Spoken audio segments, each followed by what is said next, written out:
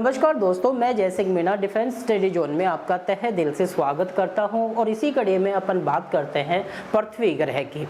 और ग्रह की गति का नियम किसने दिया था? केपलर ने दिया था। कब दिया था? 1600 ईस्वी में। अगर अपन बात करें कि सौरमंडल का प्रधान केंद्र बिंदु किसको कहा गया था? सूर्य। ये बात किसने कही थी? कोपरनिकस ने कही थी। और कोपरनिकस ने ही क्या कही थी कि सूर्य सौरमंडल का प्रधान केंद्र बिंदु है। इसके अलावा अपन बात करें कि हमारा जो पृथ्वी है, जिस ग्रह के ऊपर अपन लोग निवास करते हैं, जिस ग्रह को क्या कहा जाता है? पृथ्वी। यहाँ मैं एक बार स्टार्ट करता हूँ, उसके बाद में अपन इसको विस्तार से देखते हैं। जैसे कि हमने सबसे पहले देखा था सूर्य, और सूर्य इसकी अगर अपन बात करें तो सबसे पहले हमने किसको देखा? बुध को। बुध के बाद में हमने किसको? शुक्र को।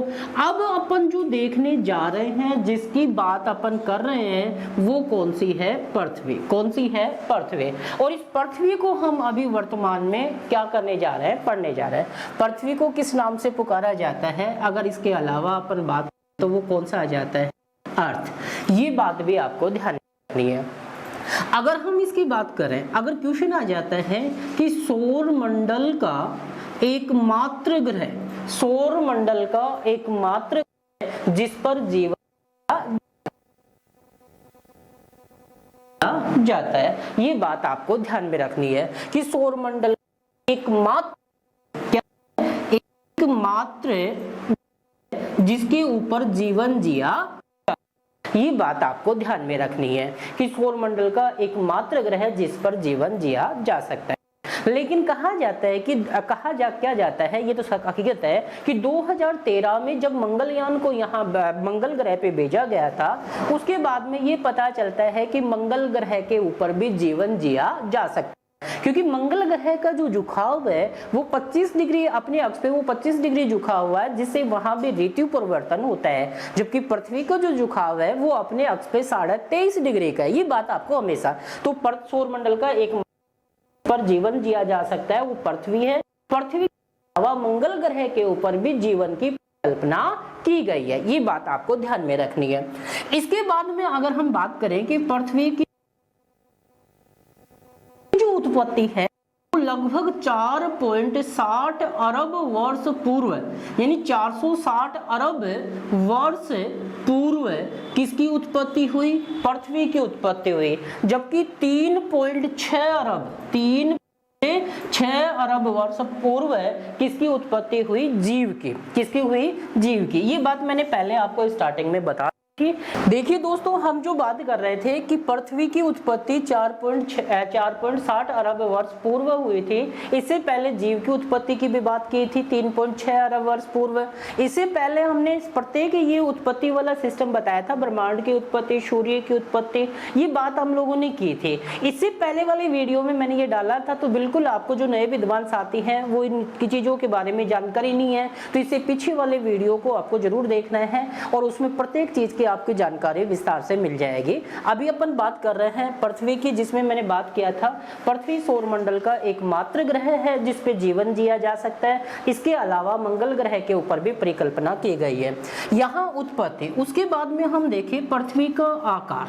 पृथ्वी का आकार अगर इसकी चर्चा करते हैं तो पृथ्वी के आकार की जब अपन चर्चा करते हैं तो यहाँ पे दो बातें।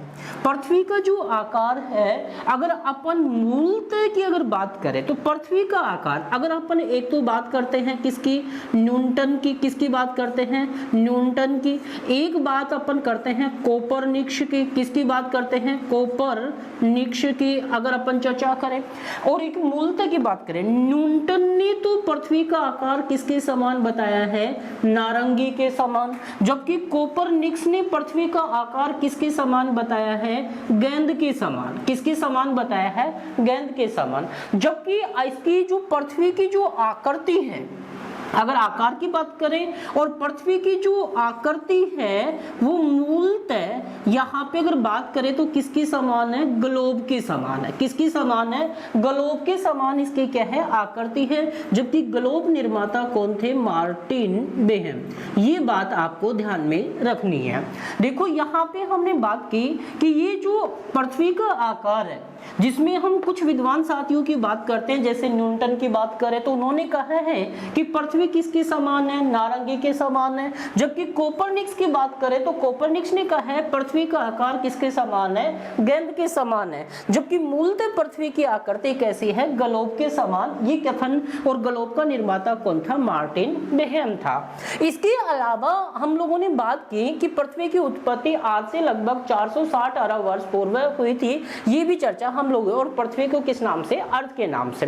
उसके बाद में देखो अपन बात करते हैं, पृथ्वी को नीला ग्रह कहा जाता है। पृथ्वी को कौन सा ग्रह कहा जाता है, नीला ग्रह। जबकि अपन बात करें जैसे मंगल ग्रह को कैसा कहा जाता है, लाल ग्रह। उसी प्रकार से अगर अपन बात करें कि ये जो पृथ्वी है इसको नीला ग्रह, अब पृथ्वी को नीला ग्रह क्यों कहा जाता है, ये बात आपको समझ गए होंगे कि जल की अधिकता के कारण, जल की अधिकता के कारण पृथ्वी को नीला ग्रह कहा जाता है। अब कुछ विद्वानों के, जैसे कि मैं कई बार विद्वान साथियों के साथ चर्चा करता हूं कि संपूर्ण पृथ्वी को, यानी यहां पे मैंने कई बार आप लोगों को बताया था कि संपूर्ण पृथ्वी को, यानी यहां पे अगर अपन चर्चा करें कि इस संपूर्ण पृथ्वी को क्या कहा जाता है, तो इस संपूर्ण पृथ्वी को हम क्या कहते हैं, अगर यहां चर्चा करें तो इसको पेंजिया कहा जाता है। संपूर्ण को क्या कहा जाता है, पेंजिया। जबकि इस संपूर्ण पृथ्वी में एक भाग आता है जल वाला। कौन सा भाग आता है, जल वाला भाग आता है, और उस जल वाले भाग को क्या कहा जाता है, पैंथालासा। यानी जल वाले भाग को पैंथालासा कहा जाता है, जबकि संपूर्ण पृथ्वी को क्या कहा जाता है, पेंजिया कहा जाता है। और जबकि पृथ्वी के ऊपर जल की अधिकता के कारण इसे क्या कहा जाता है, नीला ग्रह। इसके अलावा अगर हम यहीं पे बात करें तो पृथ्वी के, अगर हम बात करें कि पृथ्वी के 71% भाग पे क्या है, जल। पृथ्वी के 71% भाग पे क्या है, जल है। जबकि 29% भाग पे क्या है, स्थल है। यानी 29% भाग पे स्थल है और संपूर्ण पृथ्वी पे यानी 71% भाग पे क्या है, जल है। और जल की अधिकता के कारण इसे नीला ग्रह भी कहा जाता है, और संपूर्ण पृथ्वी को क्या कहा जाता है, पेंजिया। अब देखो अगली जो बात अपन यहां करते हैं कि पृथ्वी अपनी अक्ष पे, पृथ्वी अपनी अक्ष पे कितनी डिग्री झुकी हुई है, 23.5 डिग्री झुकी हुई है। यानी पृथ्वी अपने अक्ष पे 23.5 डिग्री झुकी हुई है, जिसके कारण पृथ्वी के ऊपर ऋतु परिवर्तन होते हैं। क्या होते हैं, ऋतु परिवर्तन होता है। अब ऋतु परिवर्तन होते हैं, पृथ्वी अपने अक्ष पे 23.5 डिग्री झुकी हुई है, इसी कारण यहाँ पे ऋतु क्या होते हैं, परिवर्तन होते हैं। ऋतु परिवर्तन यानी पृथ्वी अपने अक्ष पे कितने डिग्री, 23.5 डिग्री झुकी हुई है, और इसी कारण पृथ्वी के ऊपर ऋतु क्या होते हैं, परिवर्तन। और इसी प्रकार से मंगल ग्रह अपनी अक्ष पे 25 डिग्री झुका हुआ है, इसी कारण मंगल ग्रह के ऊपर भी क्या होता है, ऋतु परिवर्तन। इसी कारण यहाँ पे जीवन की परिकल्पना की गई है, किस पे, मंगल। जबकि सौरमंडल का एकमात्र ग्रह जिसके ऊपर जीवन जिया जाता है वो कौन सा है, पृथ्वी। हम सब जो लोग हैं वो कौन से ग्रह पे रहते हैं, पृथ्वी के ऊपर रहते हैं। ये बात आपको ध्यान में रखनी है। इसके बाद में अगर हम इसी कड़ी में आगे बात करते हैं तो एक तो बात करते हैं पृथ्वी का आकार की दृष्टि से। तो यहाँ पे मैंने बात किया था कि पृथ्वी आकार की दृष्टि से, तो पृथ्वी का आकार की दृष्टि से स्थान, एक तो किसकी दृष्टि से, आकार की दृष्टि से, और एक बात करें क्षेत्रफल की दृष्टि से। यहाँ पे दो बात करते हैं। तो आकार की दृष्टि से तो इसका जो स्थान है, किसका, आकार की दृष्टि से तो इसका स्थान कौन सा है, 5वां है। अगर अपन बात करें आकार की दृष्टि से तो इसका स्थान कौन सा है, 5वां है। जबकि सूर्य की दूरी के अनुसार, सूर्य की दूरी के अनुसार अगर हम चलें तो इसका स्थान कौन सा आ जाता है, 3रा। देखो सूर्य के सबसे निकट बुध, फिर शुक्र, और उसके बाद में कौन, पृथ्वी। जबकि आकार की दृष्टि, क्षेत्रफल की दृष्टि से या आकार की दृष्टि से अगर देखा जाए तो इसका स्थान कौन सा है, 5वां है। कौन सा है, 5वां। जबकि इससे बड़े कौन से हैं, जो बाह्य ग्रह हैं, जैसे सबसे बड़ा आकार की दृष्टि से तो अपन बृहस्पति की बात करेंगे, बृहस्पति के बाद दूसरे की बात करेंगे तो अपन शनि की बात करेंगे, और शनि के बाद में अरुण की, और अरुण के बाद में वरुण की, और वरुण के बाद में 5वां जो स्थान है वो किसका आ जाता है, पृथ्वी का आ जाता है। और पृथ्वी के बाद में शुक्र, और शुक्र के बाद में मंगल, और सबसे छोटा आपको सबको पता ही है कौन सा है, बुध है। ये बात आपको पता है। तो यहाँ पे अपन बात कर रहे थे कि आकार आकार की दृष्टि से पांचवा, जबकि सूर्य की दूरी के अनुसार कौन सा है? तीसरा। जबकि पृथ्वी का आकार न्यूटन ने नारंगी के समान और पृथ्वी का आकार कोपरनिकस ने क्या बताया? गेंद के समान। जबकि मूलतः पृथ्वी की आकृति किसके समान है? ग्लोब। मार्टिन बेहेम निर्माता। इसको नीला ग्रह कहा जाता है, ये बात अपने को। उसके बाद में आगे चलते हैं और यहां से देखते हैं कि पृथ्वी से, यानी पृथ्वी से दिखाई देने वाला सबसे बड़ा तारा, यानी यहां पृथ्वी से दिखाई देने वाला सबसे बड़ा तारा, सबसे बड़ा तारा अगर हम यहाँ पे बात करें कि पृथ्वी से दिखाई देने वाला सबसे बड़ा तारा कौन सा है, तो वो तारा कौन सा है? साइरस। कौन सा है? साइरस। अगर अपन बात करें यहाँ पे, अगर अपन बात करते हैं साइरस, ये पृथ्वी से दिखाई देने वाला सबसे बड़ा क्या है? तारा है।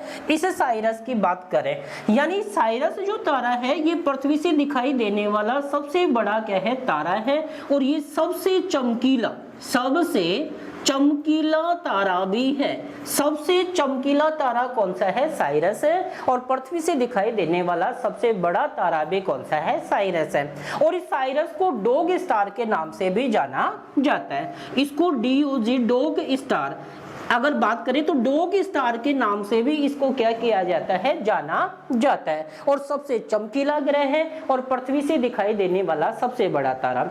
उसके बाद में अगर अपन बात करते हैं, कई बार जो बड़े बुजुर्ग लोग हैं वो कई बार कहते हैं कि पृथ्वी की उत्तर दिशा में, पृथ्वी की उत्तर दिशा में कौन सा तारा दिखाई देता है? ध्रुव तारा। पृथ्वी की उत्तर दिशा में कौन सा तारा दिखाई देता है? ध्रुव तारा दिखाई देता है। बिल्कुल, अगर अपन यहाँ पे बातें करें, उसके बाद में दो बातें अपन यहाँ पे और करेंगे। बिल्कुल, अगर अपन चर्चा करें तो यहाँ पे बिल्कुल आपको याद हो गया होगा, हल्का सा आप इसका स्क्रीनशॉट ले सकते हैं और फिर मैं इसके आगे विस्तार से क्या करता हूँ? बातें करता हूँ। तो बिल्कुल आप इसका हल्का सा स्क्रीनशॉट ले लीजिए और हम आगे की चर्चा करते हैं। अब देखिए, और जो नए विद्वान साथी हैं वो द डिफेंस स्टडी जोन को क्या करेंगे? लाइक करेंगे, सब्सक्राइब करेंगे और अपने दोस्तों के साथ शेयर भी करेंगे। और जिस भी प्रकार की आपको कोई भी अगर नए टॉपिक पढ़ना हो तो बेझिझक आप कमेंट्स बॉक्स में डालकर उसे भेज सकते हो, जिससे हम समय पे आपकी प्रत्येक आवश्यकताओं की क्या कर सके? पूर्ति कर सके। तो स्क्रीनशॉट आपने ले लिया होगा। मैं हल्की से एक बार पुनः यहाँ से मैं बात कर रहा हूँ। अब अपन बात करते हैं, यहां से दो बातें करता हुआ मैं आगे निकलता हूं और बिल्कुल हम उसके बाद में इसकी चर्चा करें। अब देखिए, यहाँ पे 71% भाग पे क्या है? जल है और 29% भाग पे क्या है? स्थल है। अब उसके बाद में आता है, यहाँ एक तो आता है परिक्रमण। क्या आ जाता है? परिक्रमण। और एक आ जाता है परिभ्रमण। ये दो बातें भी आपको ध्यान में रखनी है कि परिक्रमण का मतलब सूर्य की चारों ओर परिक्रमा करने में, और परिभ्रमण का मतलब होता है अपनी अक्ष पे क्या लगाना? चक्कर लगाना। तो यहाँ पे अपन बात करते हैं तो सूर्य की परिक्रमा करने में तो इसे लगभग 365 दिन और 6 घंटे का क्या लगता है? समय।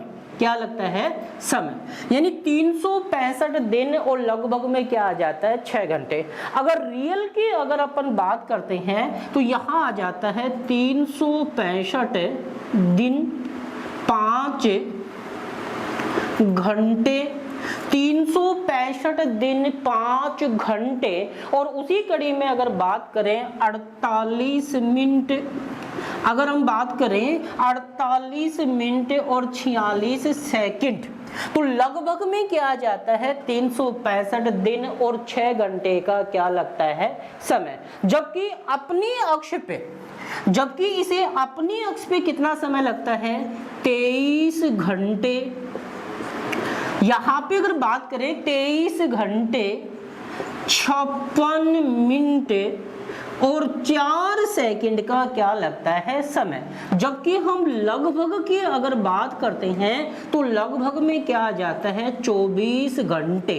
कितने घंटे आ जाता है? यानी पृथ्वी अपने अक्ष पे परिक्रमा करने में जो समय लेती है वो 24 घंटे का समय लगभग की अगर बात करें, और वैसे रियल की बात करें तो 23 घंटे 56 मिनट और 4 सेकंड का क्या लेती है समय, जबकि सूर्य की परिक्रमा करने में 365 दिन 5 घंटे 48 मिनट और 46 सेकंड का क्या लेती है समय। लगभग की अगर बात करें तो 365 दिन और 6 घंटे का क्या लेती है समय लेती है। ये बात भी आपको ध्यान में रखनी है। उसके बाद में यानी यहाँ पे अगर बात करें कि ये जो 24 घंटे में पृथ्वी अपने अक्ष पे क्या लगाती है, चक्कर लगाती है, इसी गति को यानी ये 1610 किमी प्रति घंटे की चाल से ये अपनी परिक्रमा पूरी करता है, जिसे घूर्णन या दैनिक गति कहा जाता है, जिसे घूर्णन या फिर क्या कहा जाता है, दैनिक गति। और इसी के कारण पृथ्वी के ऊपर दिन और रात बनते हैं, इसी कारण पृथ्वी पे क्या बनते हैं, दिन और रात बनते हैं। ये बात भी आपको ध्यान में रखनी है। जैसे कि यहाँ पे अगर मैं बात करूं, जैसे कि एक संपूर्ण पृथ्वी ग्लोब है, इसके ऊपर एक तो आती है आपकी कर्क रेखा, एक अगर अपन बात करें तो 0 डिग्री अर्थात भूमध्य रेखा, और एक आती है आपकी कौन सी, मकर रेखा। कौन सी आ जाती है, मकर रेखा। अगर हम यहाँ पे बात करें ये मकर रेखा, ये 23.5 डिग्री, ये 0 डिग्री और ये भी 23.5 डिग्री। लेकिन यहाँ से अगर बात करें कि सूर्य कर्क रेखा पे सीधा कब चमकता है, सूर्य भूमध्य रेखा पर कब सीधा चमकता है, और सूर्य मकर रेखा पर सीधा कब चमकता है। तो सूर्य कर्क रेखा पर तो कब चमकता है, 21 जून को, जबकि ये 21 मार्च और 23 सितंबर ये भूमध्य रेखा के ऊपर बिल्कुल सीधा, जबकि 22 दिसंबर को मकर रेखा के ऊपर सूर्य जो है वो बिल्कुल सीधा क्या करता है, चमकता है। तो यहाँ पे आपको दो बातें ध्यान रखनी है। तो यानी क्वेश्चन आ जाए कि उत्तरी गोलार्ध का सबसे बड़ा दिन तो 21 जून, जबकि दिन और रात की जो अवधि होती है वो बराबर होती है, वो 21 मार्च और 23 सितंबर। 21 मार्च और 23 सितंबर को सूर्य सीधा भूमध्य रेखा पे चमकता है, इसी कारण यहाँ दिन और रात की अवधि क्या होती है, बराबर। जबकि सूर्य मकर रेखा के ऊपर कब चमकता है, 22 दिसंबर को, और इसी कारण दक्षिणी गोलार्ध का सबसे बड़ा दिन जो है, और इसी दिन से इधर ग्रीष्म ऋतु प्रारंभ हो जाती है, जबकि इसके विपरीत शीत ऋतु। जबकि उत्तरी गोलार्ध में 21 जून को कौन सी, ग्रीष्म ऋतु, और इसके विपरीत कौन सी, शीत ऋतु प्रारंभ हो जाती है। यही लफड़ा होता है जिसमें अपन ऋतु परिवर्तन होता है। तो यहाँ पे आपको ध्यान में रखना है कि दक्षिणी गोलार्ध का सबसे बड़ा दिन 22 दिसंबर, उत्तरी गोलार्ध का सबसे बड़ा दिन 21 जून, और दिन और रात की अवधि 21 मार्च और 23 सितंबर को, और सूर्य सीधा कब चमकता है, ये बात हमारी यहाँ पे हो चुकी। एक क्वेश्चन और आता है जिसको मैंने यहाँ पे आपसे चर्चा की थी, बिल्कुल अगर अपन बात करें, जैसे कि मैंने आपसे, एक होता है सूर्य ग्रहण। क्या होता है, सूर्य ग्रहण। वैसे तो इसकी हल्की सी आप स्क्रीनशॉट ले सकते हो, सूर्य ग्रहण की मैंने चर्चा की थी आप लोगों से। यहाँ पे अगर अपन बात करें, अब सूर्य ग्रहण की हमने चर्चा की थी, तो इससे पहले वाले में जब सूर्य को हमने पढ़ा था, मैंने बात की थी कि ये जो आपका सूर्य है, यहाँ पे अगर मैं बात करूं, ये अपना क्या है, सूर्य है, और उसके विपरीत यहाँ पे कौन है, बिल्कुल अगर यहाँ पे सूर्य और इस जगह पे कौन आ गया, पृथ्वी, और इन दोनों के बीच में कौन आ गया, चंद्रमा, जो पृथ्वी का एकमात्र क्या है, उपग्रह है। जबकि चंद्रमा का जो प्रकाश है वो पृथ्वी तक पहुंचने में 65 सेकंड का क्या लेता है, समय, जबकि सूर्य का प्रकाश पृथ्वी तक पहुंचने में 8 मिनट और 20 सेकंड का क्या लेता है, समय। अब देखो ये सूर्य का प्रकाश जो है वो पृथ्वी तक पहुंचने में, यहाँ पे अगर बात करें तो ये बीच में कौन आ गया, चंद्रमा आ गया। तो इसी कारण सूर्य और ये सूर्य ग्रहण जो होता है वो कब होता है, अमावस्या को। कब होता है, अमावस्या को। लेकिन प्रत्येक अमावस्या को सूर्य ग्रहण नहीं होता। जबकि मैंने पहले वाले वीडियो में बताया था, ग्रहण किसे कहा जाता है, किसी खगोलीय पिंड का अंधकार में हो जाना, किसी खगोलीय पिंड का अंधकार में हो जाना क्या कहलाता है? ग्रहण कहलाता है। जबकि अपनी जीवन बिल्कुल अगर यहाँ पे बात करें अमावस्या को होता है, और इस दिन क्या होता है, ये चंद्रमा सूर्य और पृथ्वी के क्या आ जाता है, बीच में आ जाता है, और इसी ग्रहण यहाँ पे क्या होता है, अपना सूर्य ग्रहण होता है। जबकि चंद्र ग्रहण की बात करें तो पृथ्वी और चंद्रमा और सूर्य के बीच में कौन आ जाए, पृथ्वी आ जाए, तो ऐसी स्थिति कब होती है, चंद्र ग्रहण। और ये कब होती है, पूर्णिमा को। कब होती है, पूर्णिमा को। ये बात भी आपको ध्यान में रखनी है। जबकि सूर्य ग्रहण अधिकतम कितने मिनट होता है, 8 मिनट। लेकिन लगभग अगर लगभग की बात करें तो 8 मिनट, और रियल की बात करते हैं तो 7 मिनट और 40 सेकंड का क्या लेता है, समय लेता है। तो यहाँ पे सूर्य और पृथ्वी के बीच में कौन आ जाए, चंद्रमा आ जाए, तो वो क्या कहलाता है, सूर्य ग्रहण। क्या कहलाता है, सूर्य ग्रहण कहलाता है। ये चर्चा हमने पीछे वाले वीडियो में देख ली। इसके अलावा हम लोगों ने बात की थी कि सूर्य और पृथ्वी के बीच की जो दूरी है, अगर अपन बात करें तो 30,000 प्रकाश वर्ष, और दूरी का मात्रक प्रकाश वर्ष है। लेकिन इसके अलावा भी हमने बात की थी कि जब सूर्य के चारों तरफ पृथ्वी गति करती है तो एक समय ऐसा आता है कि पृथ्वी सूर्य के सबसे निकट आती है, अपभू बिल्कुल अगर अपन बात अपसोर, और एक सर्वाधिक दूरी पे चली जाती है। तो पृथ्वी और सूर्य की बात करें तो यानी ये जो सूर्य, अगर इसकी चर्चा करते हैं, और ये सूर्य से पृथ्वी की अधिकतम दूरी, यहाँ पे अगर बात करें तो ये जो अपना जो है वो कौन है, सूर्य है। और सूर्य के चारों तरफ अगर अपन बात करें, यहाँ पे बिल्कुल अगर मैं चर्चा करूं तो सूर्य के चारों तरफ परिक्रमा। अब देखो ये जो अपना है वो सूर्य है, और इसके चारों तरफ जो परिक्रमा है वो कौन करेगी, पृथ्वी। कौन करेगी, पृथ्वी। तो एक समय ऐसा आएगा इसकी परिक्रमा करते समय कि एक तो ये जो सूर्य है अपना, ये जो सूर्य है वो एक समय पृथ्वी के निकट, और एक समय पृथ्वी सर्वाधिक दूरी पे होगी, जिसमें मैंने बताया था। तो इसकी सर्वाधिक जो दूरी है यानी 15.70 करोड़ किलोमीटर, ये सर्वाधिक दूरी पे है। और न्यूनतम की बात करें तो 14.70 करोड़। तो ये जो न्यूनतम वाली स्थिति है वो तो बनती है 3 जनवरी को। कब बनती है, 3 जनवरी को। और सर्वाधिक दूरी वाली जो स्थिति है वो बनती है 4 जुलाई को। तो यहाँ पे 2 चीजें आपको और ध्यान में रखनी है कि सूर्य से पृथ्वी की अधिकतम दूरी या सर्वाधिक दूरी तो कितनी है, 15.70 करोड़ किमी, और निकटतम जो दूरी है वो कितनी है, 14.70 करोड़ किलोमीटर। और ये जो निकट वाली स्थिति है इसको तो बोलते हैं उपशोर। क्या बोलते हैं, उपशोर। और ये सर्वाधिक दूरी वाली जो स्थिति है इसको बोलते हैं अपशोर। क्या बोलते हैं, अपशोर। ये बात आपको बिल्कुल ध्यान में रखनी है। जिसकी अगर अपन बात करें, अब ये जो अपशोर वाली स्थिति है ये तो बनती है कब, 4 जुलाई को। और ये जो उपशोर वाली स्थिति ये बनती है 3 जनवरी। यहाँ पे आपको थोड़ा सा समझ में नहीं आया होगा, इसको मैंने क्लियर खोल के सूर्य का जो टॉपिक दिया था उसमें मैंने बताया था। लेकिन एक बार पुनः मैं आपको बता देता हूं कि पृथ्वी जब सूर्य की परिक्रमा करती है उस समय पृथ्वी सूर्य के सबसे निकट आती है, तो उन दोनों के बीच की दूरी होती है 14.70 करोड़ किलोमीटर दूरी होती है। अब ये जो सबसे निकट की स्थिति है इसे बोलते हैं उपशोर।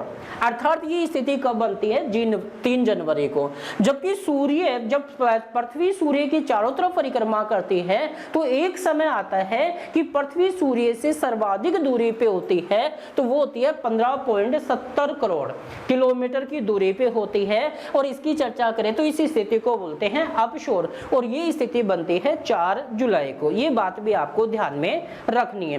उसके बाद में अपन यहां से अगर बात करें तो ये थोड़ी सी चर्चा हमारी पृथ्वी की थी जिसको हम लोगों ने पढ़ा और बिल्कुल विस्तार से इसको देखा। बाकी अपन अगले वीडियो में अगले ग्रह की बात करेंगे जिसमें मंगल ग्रह और शुक्र ग्रह की चर्चा करेंगे। और जैसे ही मंगल ग्रह हमारा कंप्लीट होगा तो आंतरिक ग्रह हमारे क्या हो जाएंगे, कंप्लीट। उसके बाद में हम बाह्य कार्य ग्रह की क्या करेंगे चर्चा।